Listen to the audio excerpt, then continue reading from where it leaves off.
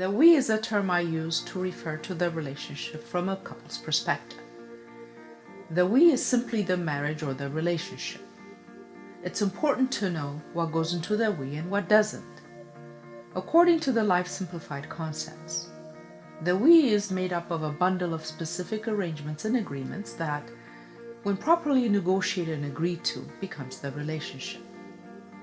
The we is a standalone entity, separate from the two individual entities that come together to create it. Its purpose is to include all arrangements and agreements that you think are necessary to create a sustainable long-term relationship. A relationship is like any other agreement, and the we is the fruit of that agreement. People can put whatever they want in the agreement as long as it's legal and their partner is willing to perform it for them.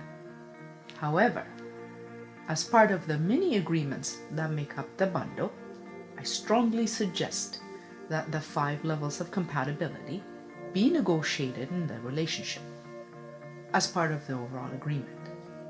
But whether we issues are negotiated ahead of time or become relevant as the relationship grows, they are issues that involve both parties, and they ought to be dealt with together and not individually. We issues are the building block of any long-term relationship. There's a lot of teamwork involved in making these blocks come together. So at an earlier stage of the relationship, when building the we and negotiating the terms of the agreement, tensions can rise and arguments can get loud and noisy, but nothing ever gets nasty. There's to be no anger or animosity towards each other, because both parties understand the end game. But at the same time, there ought not to be no holding back in the excitement and fervor either, because teamwork is not always as smooth as it should be, and that's okay. Remember that we issues are about the relationship, and if couples want to build something meaningful and long-term, then they both need to actively participate in the shaping of their relationship.